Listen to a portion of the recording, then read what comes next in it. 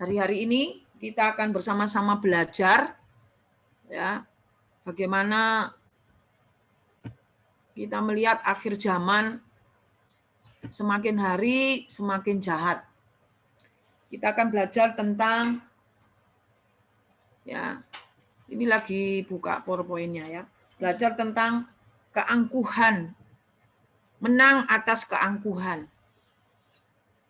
Kita sebagai hamba-hamba Tuhan, kita semua belajar kebenaran itu karena hidup ini hanya untuk menyenangkan Tuhan. Hidup hanya untuk memuaskan Tuhan. Apa yang harus kita lakukan dan kerjakan di akhir zaman ini? Ya, kita akan baca bersama-sama apa yang harus kita lakukan di akhir zaman ini. Kita tahu bahwa hari-hari ini ya, hari-hari ini kita akan lihat bersama-sama bagaimana kita menang atas keakuan. Kita belajar dari Yesus sendiri. Ya, di mana waktu dia datang ke dunia, dia mati untuk kita. Yang namanya Jumat Agung, Paskah itu betul-betul dia menang atas keakuan. Ya. Menang atas keakuan. Jadi kita lihat pertama di sini bacaan kita dalam Efesus pasal yang ke-2 dan 1. Musuh rohani orang percaya ada 3 hal. Ya. Jadi yang pertama kita tahu musuh kita ada 3 hal. Ya, dalam Efesus 2 ayat 1 sampai 3 saya memberikan tema pagi hari ini menang atas keangkuhan. Musuh rohani orang percaya ada 3, yaitu yang pertama jalan dunia ini, yaitu lingkungan kafir yang berusaha menyeret kita untuk hidup dengan nilai-nilai dunia, mengikuti sistem-sistem dunia yang bertentangan dengan nilai-nilai kerajaan Allah. Ini sudah nyata ya, hamba Tuhan, kita semua belajar kebenaran ini. Bukan saya, selalu saya kalau diberi kesempatan, ya bukan saya lebih hebat dari saudara, kita semua belajar. Ya, kita semua belajar kebenaran ini, semakin kita tahu kebenaran, semakin kita hidup untuk menyenangkan Tuhan. Ya, jadi Zoom tetap berjalan hampir 1 tahun lebih di PD Priscilla ini, kita semua belajar, hamba-hamba Tuhan semua kita belajar.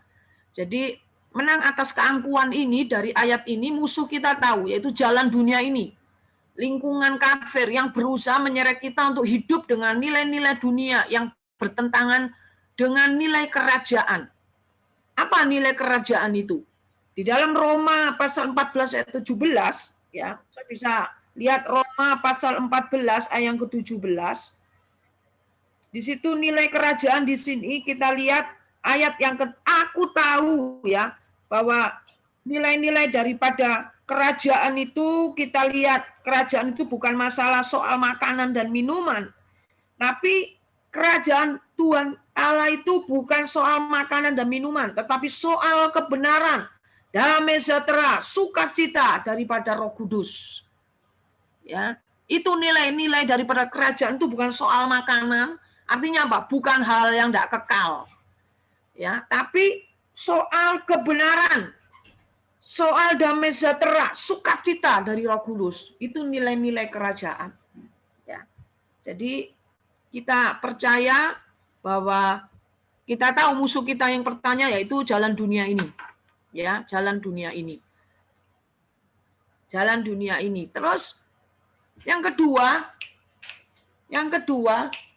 kita lihat yang kedua bersama-sama, apa musuh yang kedua? Penguasa angkasa, yaitu iblis yang selalu menggoda, ya, yang ingin selalu yang selalu ingin menjatuhkan kita.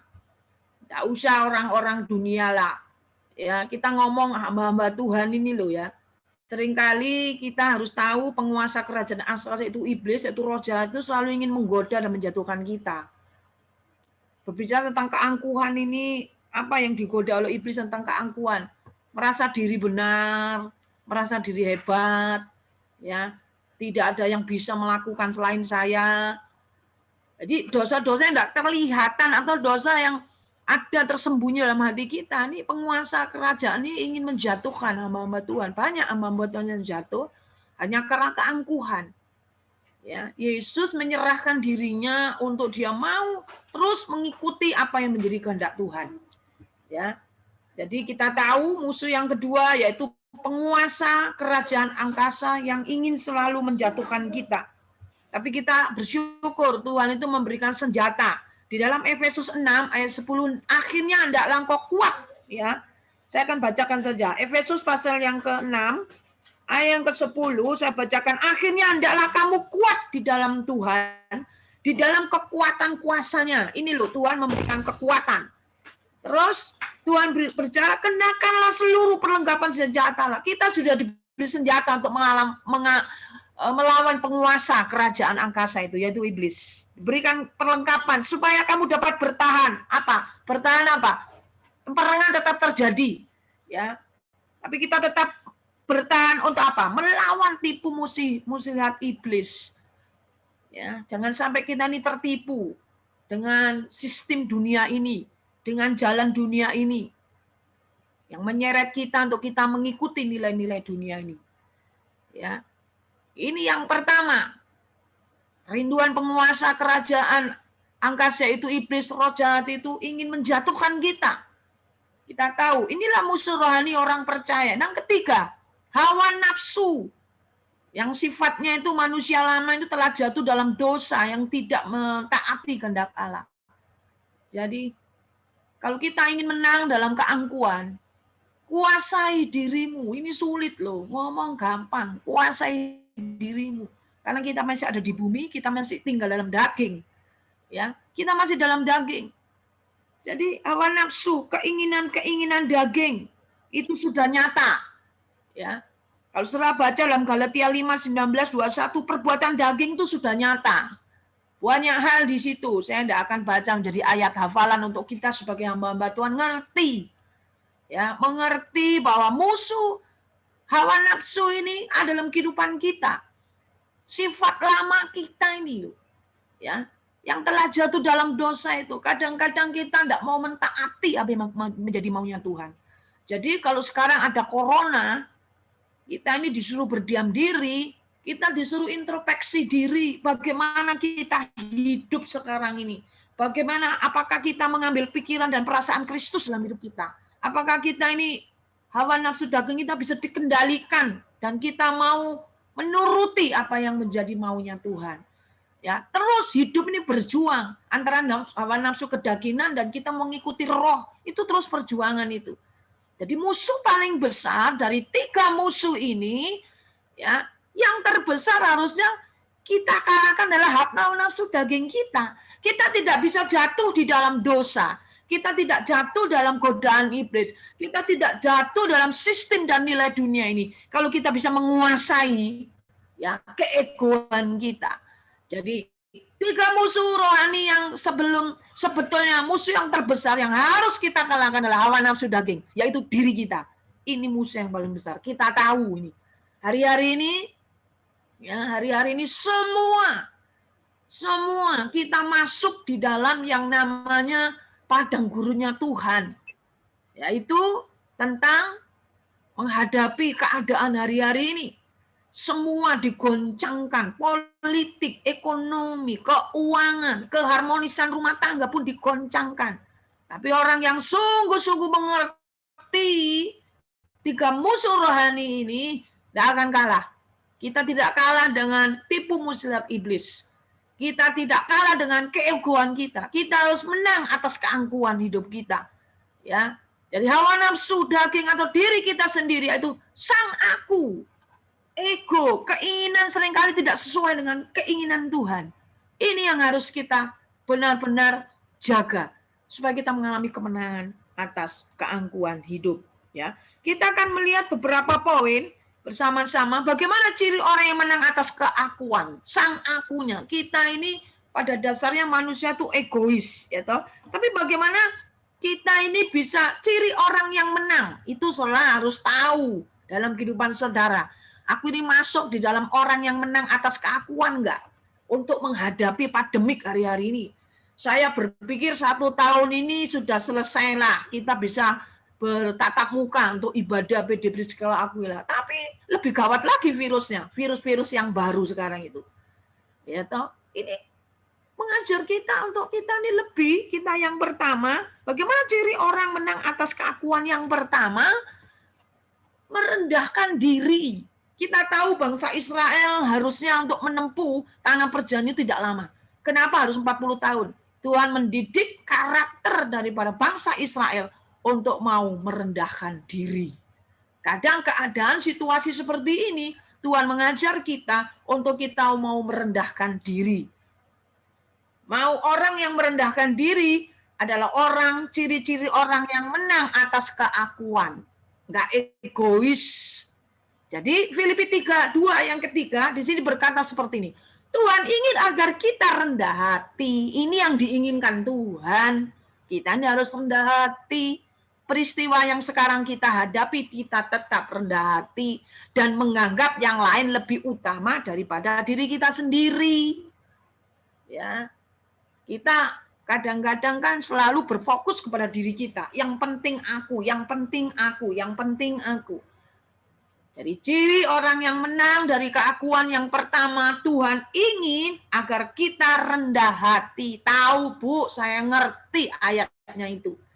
Tapi kita bisa nggak menghidupi ayat ini dan mendapatkan rema dari ayat ini supaya kita ini menganggap semua orang, hamba-hamba Tuhan, pelayan-pelayan, semua. Ya, dikatakan menganggap yang lain lebih utama daripada diri kita. Bisa nggak menomorsatukan orang? Bisa nggak meletakkan keegoan kita? Meletakkan keakuan kita? Kita belajar dari siapa? Teladan kita yang dahsyat dan luar biasa adalah Yesus. Yesus rela merendahkan dirinya untuk melayani. Karena dia punya prinsip, aku datang bukan untuk dilayani, tapi melayani. Ini hati sebagai hamba. Tuhan memberikan teladan kepada kita, ya.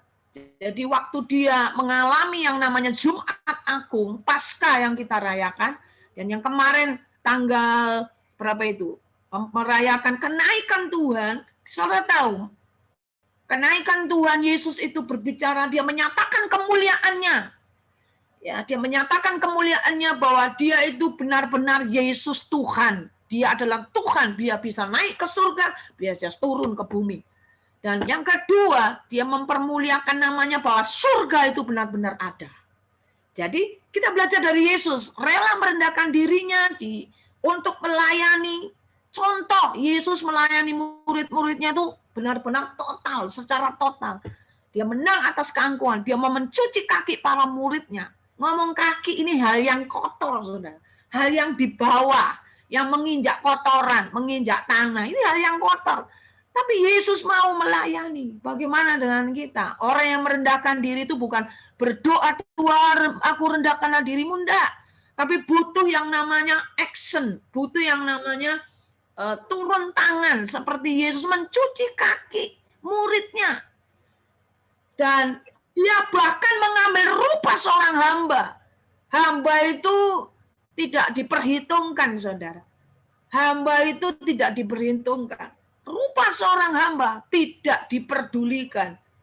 Kadang-kadang kita mau merendahkan diri, melayani dengan sungguh-sungguh, siap nggak kita nggak diperdulikan? Rupa seorang hamba itu nggak dihargai, ya toh, nggak diperhitungkan, dilihat sebelah mata, siap nggak? Nah ini kita sungguh-sungguh bagaimana ciri orang yang menang atas keangkuhan. Bahkan taat sampai mati, matinya di kayu salib loh. Berbicara kayu salib ini memalukan. Orang yang jahat baru dapat hukuman kayu salib itu. Tuhan disamakan seperti itu. Karena dia rindu memberikan teladan kepada kita hamba Tuhan supaya kita menang atas keakuan kita. Menang atas keegoan kita. Ya, bukan hebatnya kita melayani, bukan hebatnya kita bisa mengadakan tanda-tanda ajaib di mana-mana. Tapi kita belajar dari Yesus. Mau siap mati, mengambil rupa sebagai seorang hamba, itu sulit, saudara. Waktu kita baca ayat ini, ya. Tapi punya nggak hati yang rela, merendahkan dirinya. Kerelaan itu, rela itu tanpa dipaksa, bukan tugas, bukan keharusan. Tapi ada kerendahan hati untuk kita rela seperti Yesus. Ya, meletakkan dia seorang raja, dia Allah, mau menjadi manusia, mengambil rupa seorang hamba. taatnya enggak main-main, taatnya sampai mati, ya sampai garis akhir. Jadi itu yang pertama. Tanda yang pertama, mau merendahkan diri. Ya, kita tahu merendahkan diri, tahu Bu. Jadi ini bukan didoakan saudara, tapi benar-benar dilakukan. Ya. Jadi itu sebabnya kita lihat selanjutnya, slide selanjutnya. Waktu Yesus mau merendahkan diri di hadapan, dia mengerjakan apa yang menjadi kehendak Bapa, merendahkan diri.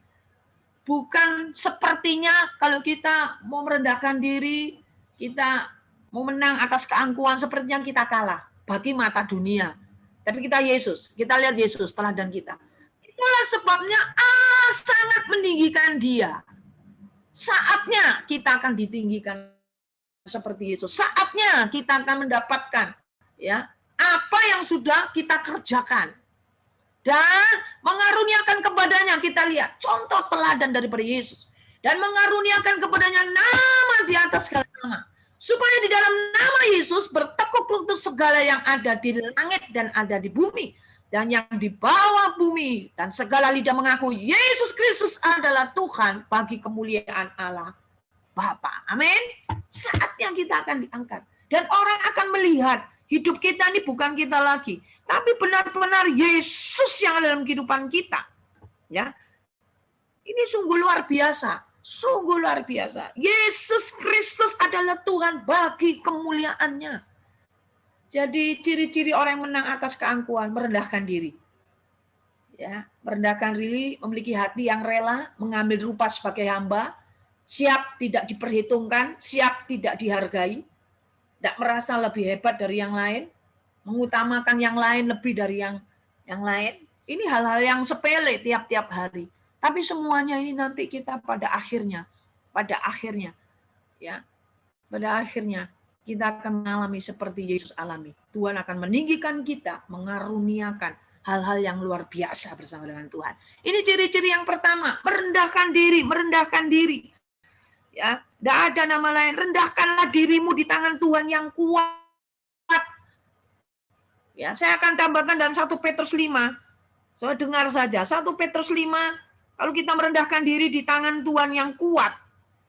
Ayat yang ke-6, karena itu rendahkanlah dirimu. Gak usah merendahkan orang lain. Merendahkan diri kita di tangan Tuhan yang kuat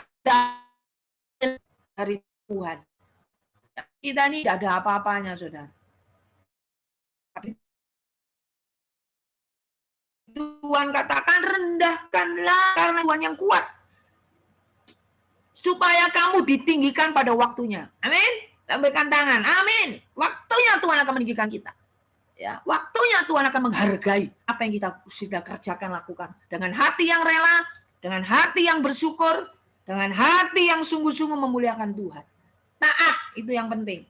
Jadi kerendahan hati itu memiliki hati yang rela, mau turun tangan terus, ya, dan memiliki rupa sebagai hamba, dan taat, waktunya itu sampai mati.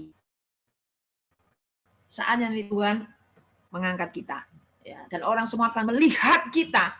Wajah kita ini penuh kemuliaan Tuhan. Karena kita mau meneladani Yesus. Pertama, ciri-ciri yang pertama, orang yang menang atas keakuan, atas keegoan. Ya, semua ini orang kadang-kadang kita manusia, hamba Tuhan juga manusia. Kadang-kadang masih ada keegoisan, sang akunya tuh. Kalau bukan aku, lah ini bahaya ya. Semua itu karena Tuhan. Jadi ayo kita mau merendahkan diri, tidak ada yang disombongkan. Ya. Tidak ada yang disombongkan. Jemaatku 1000, jemaatku 100, jemaatku 5, jemaatku 50. Semua di hadapan Tuhan itu adalah jemaat Tuhan. Kita layani dan kita mau memiliki hati sebagai hamba. Itu yang pertama. Sekarang ciri yang kedua. Nah ini ciri yang kedua, menjaga hati. Ya. Jagalah hatimu, jaga hati sendiri-sendiri. Kita tahu ayat ini. Oh ya Bu, jaga hatimu. Dalam seluruh kewaspadaan di sekitar kita nih banyak yang menjadi penggoda hati kita. Kadang orang-orang terdekat kita.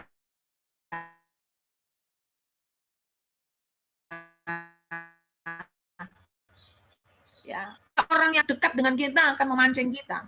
Bagaimana? Kita bisa nggak menjaga hati kita?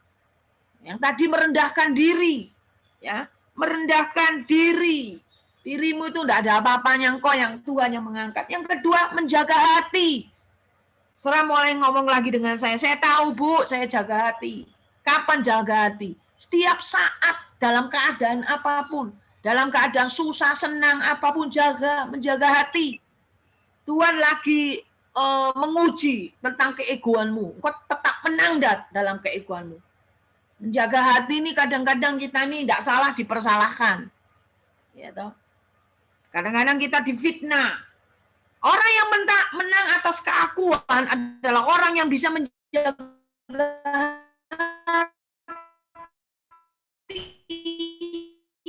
kelemahan orang lain. Kita ini hamba-hamba Tuhan, semua kita ini hamba-hamba Tuhan. Banyak dikecewakan. Tapi yang prioritas atau yang sangat utama yang kita kalau dia mau kecewa, dia dulu yang kecewa. Tapi dia tidak pernah kecewa, ya, karena dia menang atas keakuan. Jadi menjaga hati ini, ada orang menang atas keakuan ini, menjaga hati, tidak gampang kecewa melihat kelemahan orang lain. Kalau kau ketemu dengan orang yang ini kok nggak berubah-berubah ya, jemaat ini ya, ini kok begini ya, ini kok begitu ya, oh jangan saudara, kita akan belajar dari peristiwa-peristiwa yang kita hadapi.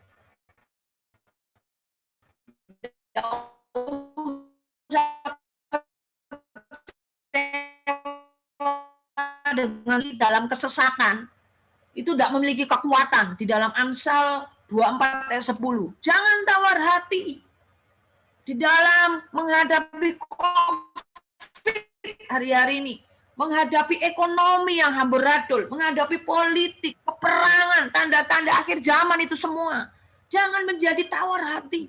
Waktu kau tawar hati, kalau sudah lihat dalam Amsal 24 ayat 10, kekuatanmu itu lemah, kau tidak ada kekuatan. Maka lemahlah kekuatanmu. Tidak usah orang menjaga dia tidak gampang kecewa. Tidak mudah marah-marah. Kenapa orang itu kecewa? Karena dia menginginkan, keegoannya itu menginginkan apa yang dikehendaki. Tapi kalau kita menginginkan apa yang Tuhan kehendaki, walaupun kita lo salibkan daging kita, ya udah kita nurut aja. Ya sebenarnya kita tidak bisa, kita nolak. Tapi kita mengerjakan kalau itu kehendak Tuhan, ya Tuhan. Karena kita menjaga hati. Ya, supaya kita tidak kecewa. Melihat kelemahan-kelemahan orang itu kadang kita belajar dari kelemahan mereka. Iya ya, aku harus lebih sabar. Membimbing mereka. Aku harus lebih mengasihi. Kalau kita mengasihi seperti Yesus mengasihi kita. Kalau kita mengampuni seperti Yesus mengampuni kita. Ukurannya tuh Yesus. Ya. Jadi kita lihat di sini walaupun Yesus benar tidak pernah berdosa, serta penuh kasih dan baik hati. Yesus tuh baik hati, senang menolong, suka memberi. Tidak pernah ya, serta penuh kasih.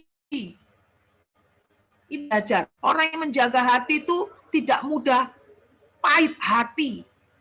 Ya, hidupnya itu selalu menyenangkan Bapaknya. Tujuan kita jelas. Hidup bukan untuk kesenangan diri kita sendiri. Hidup bukan mencari kesenangan diri sendiri. Tapi bisa nggak engkau hidup untuk menyenangkan orang lain? Nah, itu menjaga hati itu seperti itu. Bisa nggak kita hidup menyenangkan orang lain? Walaupun kita harus berkorban.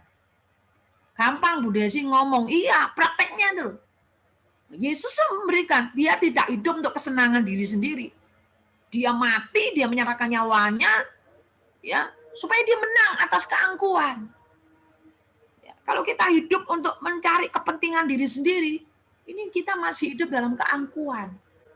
Aku sendiri kurang, aku sendiri butuh, aku sendiri, semua berfokus dengan diri sendiri. Sehingga selalu tidak mengalami yang namanya kasih Tuhan. Padahal Tuhan sudah mencurahkan kasihnya kepada kita. Ayo kita semua menjaga hati. Ya, sampai kapan? Sampai taatnya sampai mati, saudara. Sehingga orang-orang percaya itu tetap menang menghadapi apapun juga. Di dalam 1 Korintus pasal yang ke-15 ayat 57. Tetapi aku bersyukur kepada Tuhan Yesus Kristus yang telah memberi kemenangan. Kita ini sudah diberikan kemenangan.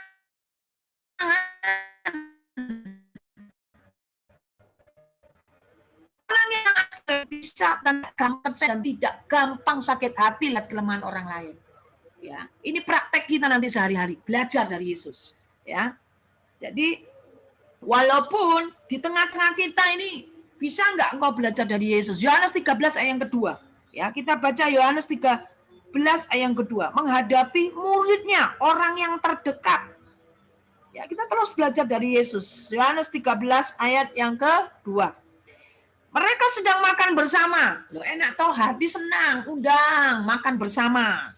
Dan iblis telah membisikkan rencana dalam hati Yudas Iskariot, anak Simon, untuk mengkhianati Yesus. Coba.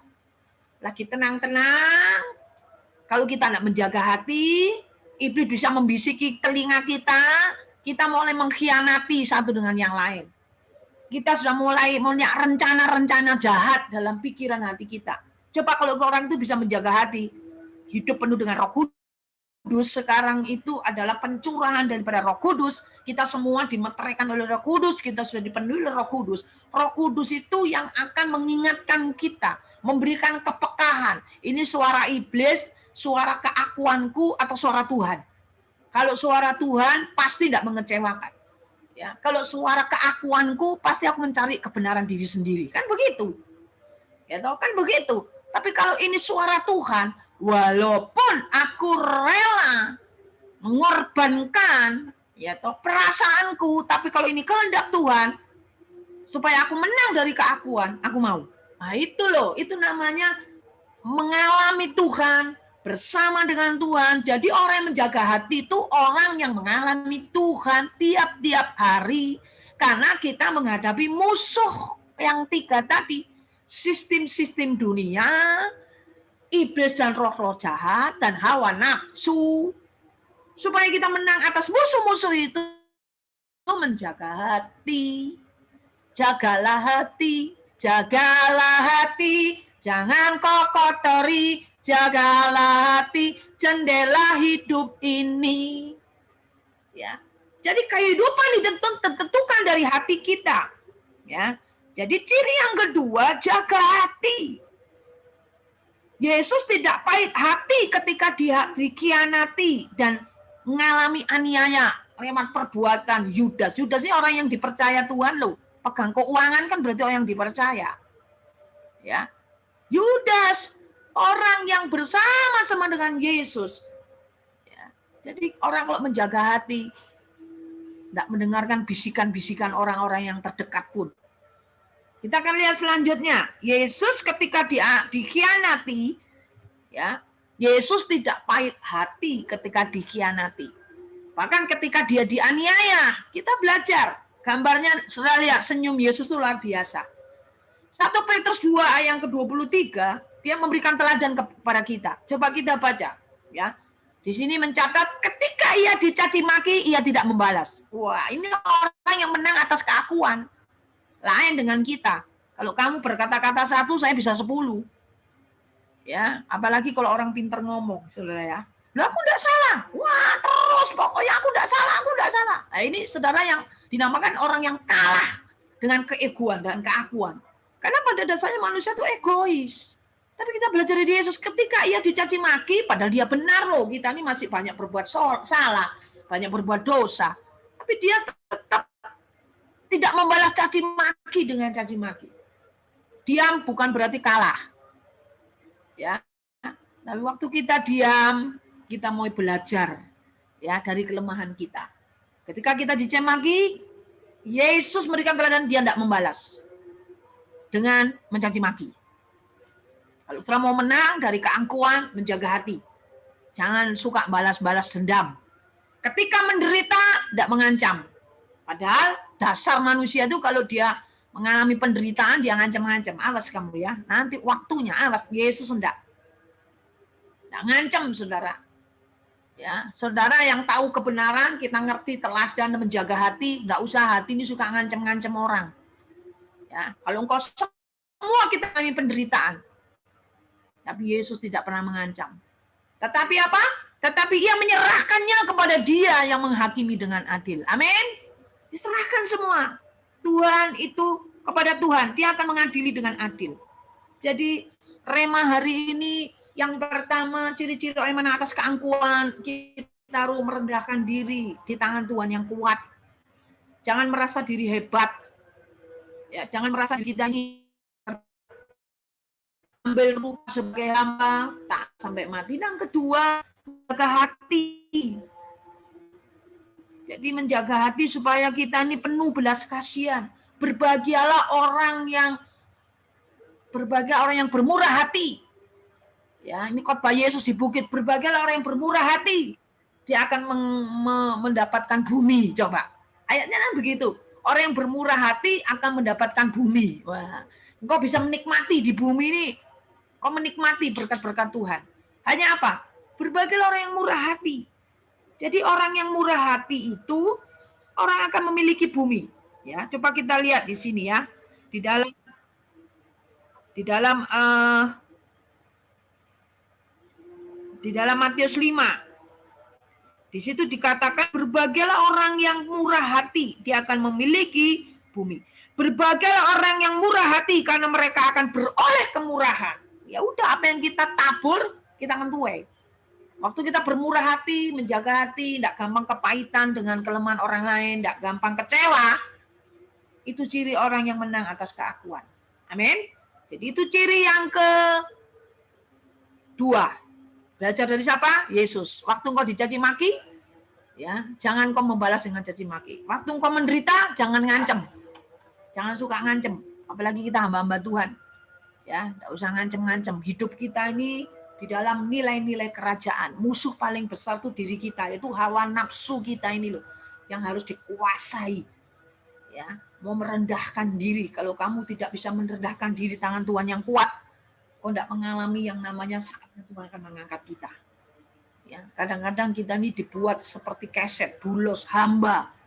Ya, enggak diperhitungkan, enggak dibuat adil. Tapi kita belajar dari Yesus, saatnya dia diangkat. Dan yang kedua, kita harus menjaga hati kita. Tidak gampang marah, tidak gampang emosi.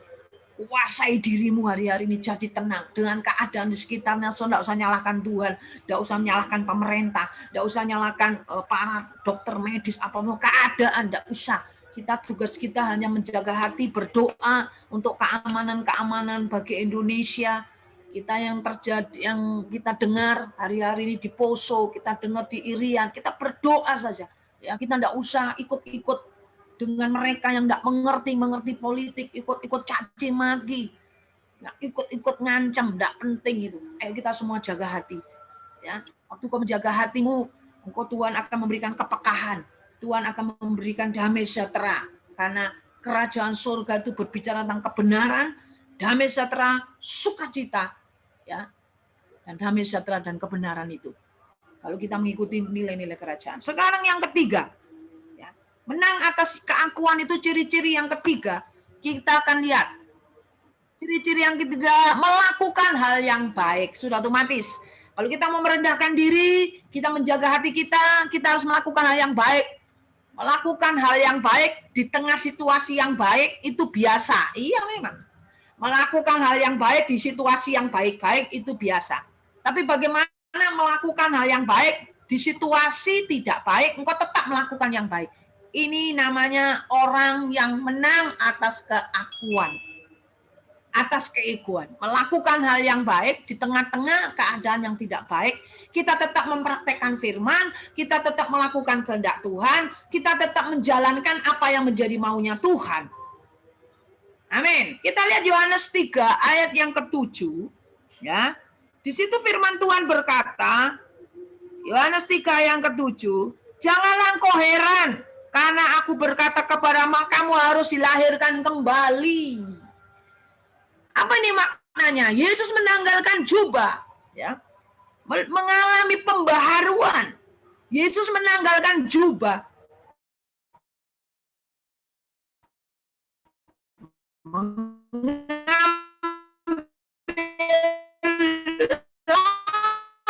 dan tindakan. Yesus menanggalkan jubahnya. mengambil lap dan air membasuh kaki para muridnya. Waduh, ini luar biasa ya. Dia tidak menuntut dilayani. Kita semua hamba-hamba Tuhan sudah tahu itu semua. Tidak nuntut, ayo jemaat, masa mau jemaat dilayani terus, ayo melayani gembala-gembala ini dilayani, tidak penting itu, saudara. Yesus kita belajar dari Yesus, dia tidak menuntut dilayani, melainkan dia tetap fokus untuk melayani dan menjadi berkat bagi orang lain. Melakukan hal yang baik, kita fokus kita menjadi berkat untuk orang lain. Jadi hidup ini, kalau kita mau menang dari keakuan, bukan selalu ingin dilayani, tapi melayani. Bukan selalu meminta belas kasihan orang, tapi kita hidup berbelas kasihan kepada semua orang. Ya, jangan tunggu berkat saudara sudah banyak baru melakukan. Enggak. Di tengah-tengah krisis, ya, saudara tetap eksis. Ingat, garis bawahi, di tengah-tengah krisis, saudara tetap eksis melakukan hal yang baik. Amin. Saya tahu saudara berkata amin, Bu Desi. Ya, jadi orang menang atas keangkuhan tidak memikirkan diri sendiri. Ya, tidak berfokus kepada diri sendiri, tetapi melayani orang lain, mau mengerjakan apa yang menjadi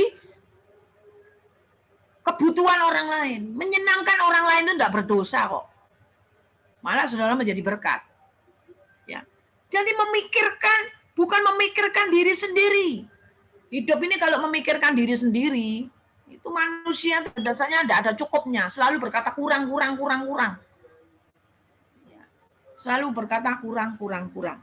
Jadi, kita akan lihat bersama-sama.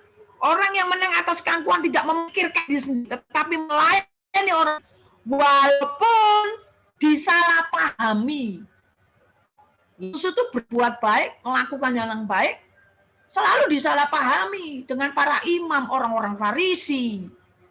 Nah, kita siap nggak disalahpahami? Kalau saudara ingin mencari kemenangan diri sendiri, mencari kepentingan diri sendiri, akan berkata, aku nggak salah kok. Selalu berkata, aku nggak salah kok.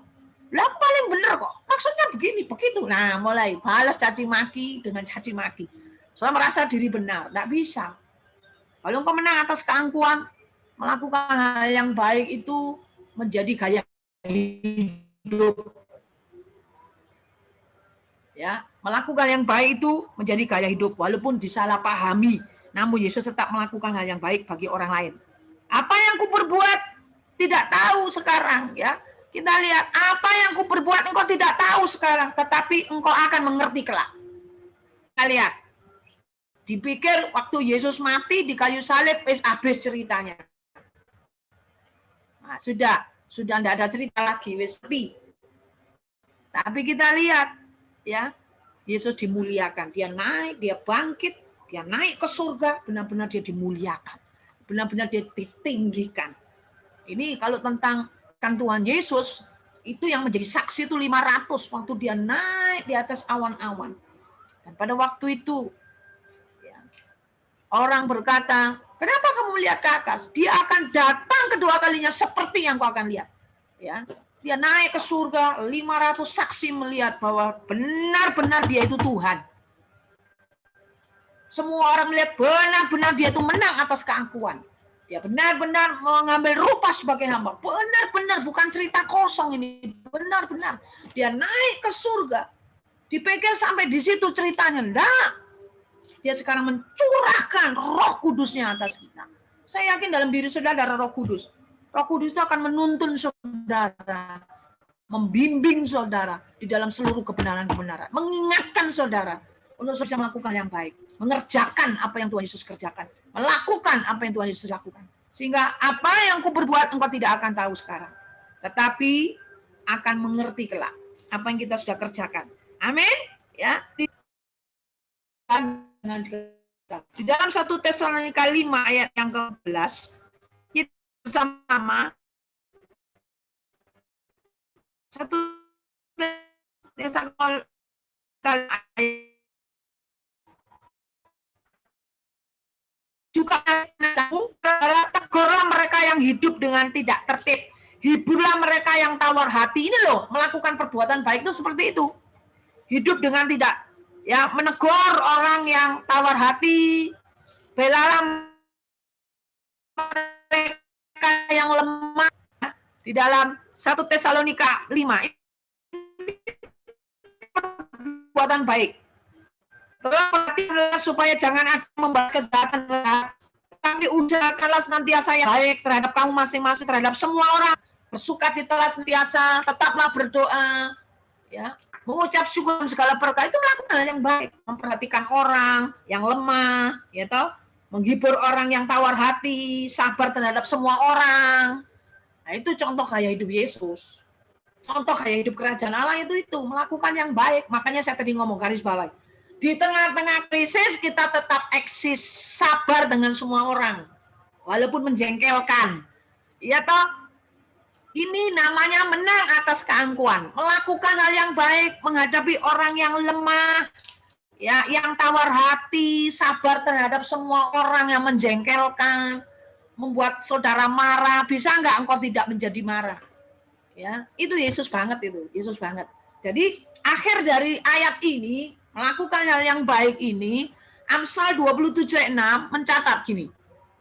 Ya, Amsal 7 ayat 26, ayat 27 ayat 6. Seorang kawan memukul dengan maksud baik.